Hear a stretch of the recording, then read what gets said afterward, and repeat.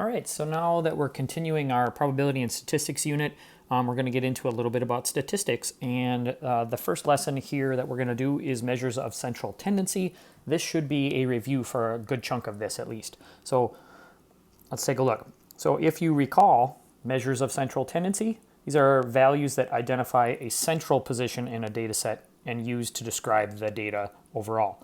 These three measures are mean, median, and mode, which you have seen multiple times throughout your mathematics career. Again, the mean is the average. So if you think about like a basketball player, how many points per game they score on average, that is the mean. How do we find the average?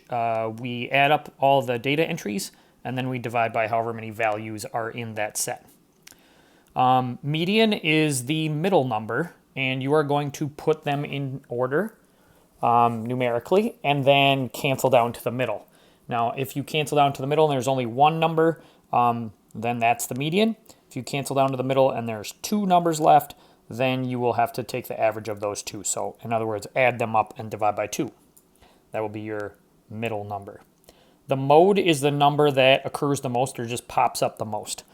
This is the only one where you might not have a mode. So it's possible to have no mode, and it's also possible to have more than one mode. You might have 2 or even 3 modes. Okay, so that is a quick review of those 3 measures of central tendency. Oftentimes when you do worksheets or assignments on this, they throw range in there. That is not a measure of central tendency, although it's usually put in with these 3 for some reason. Okay, so here is an example, just refreshing your memory of how to do that. This here is the number of pull-ups the teachers at Creative Arts could do, and listed they're not numerically in order, so they're just listed randomly. All right, so in order to find the mean, all you need to do is add these values up, and let's see here. Okay, so we would just go 8 plus 2 plus 7 plus 11 plus 7 plus 21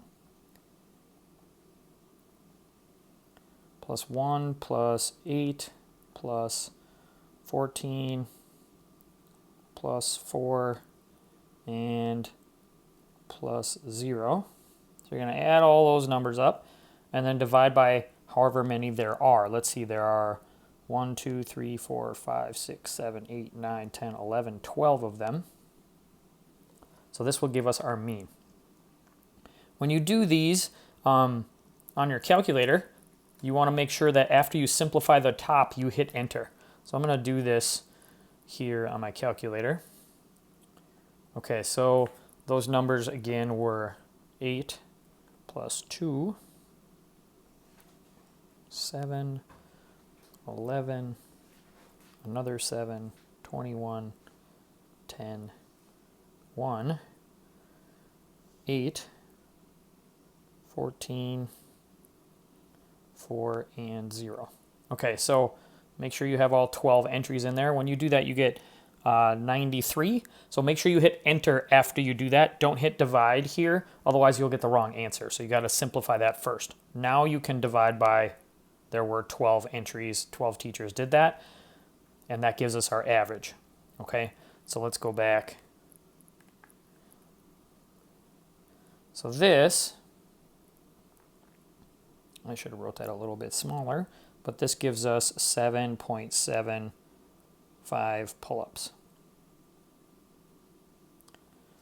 So on average, the teachers at Creative Arts could do 7.75 pull-ups, or almost 8 pull-ups on average.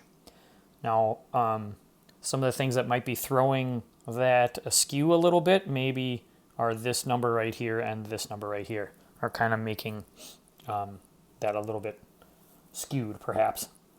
So the median is another way to represent a data set then. If you have any numbers that are kind of wild, then you might want to go with the median. And in order to do the median, the first thing you will have to do is put these in order. So let's do that. 0 is our smallest one. You may want to cross these out as you go so you don't 1, you don't get confused or accidentally use a number twice. 2, 4. There's a couple 7s. Make sure you write them both. Same with the 8s.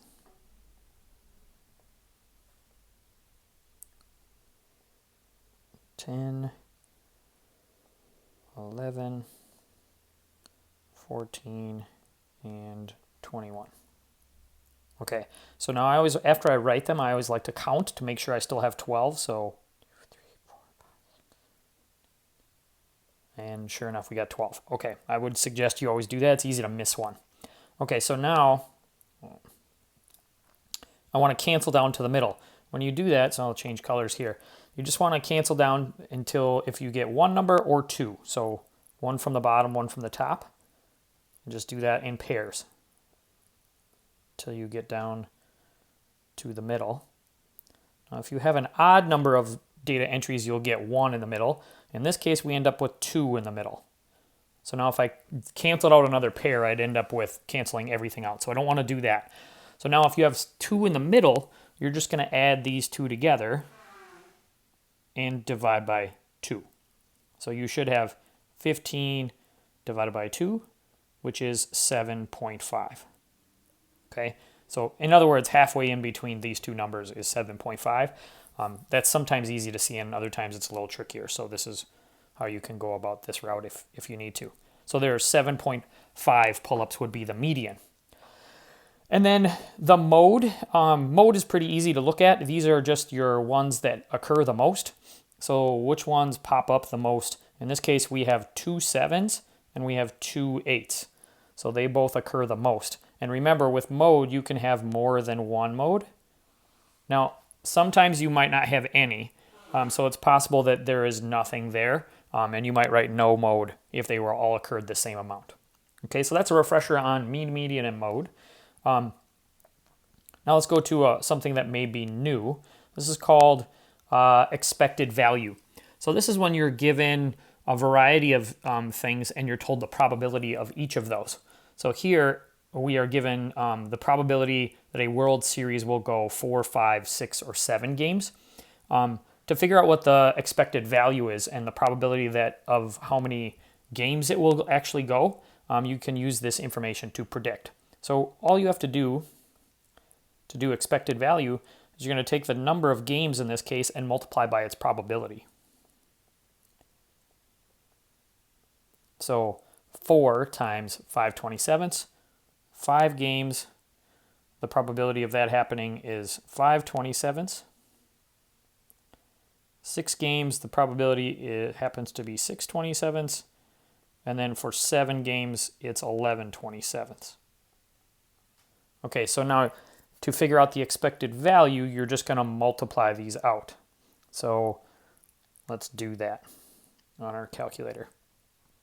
So just type it in how we just wrote it. So I'm going to go 4 times 5/27 plus 5 times 5/27 plus 6 times 6/27.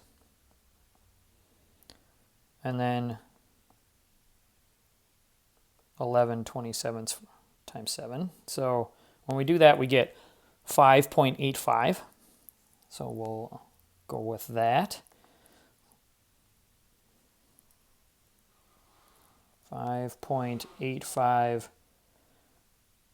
So if we were to predict how many games a World Series might go, this would be 5.85 games. So you would probably lean towards 6 games since you couldn't have 0.85 of a game, but we're still going to write that as with the decimal in there. So 5.85 games would be our prediction, okay? And that is a review of central tendency and expected value. See ya.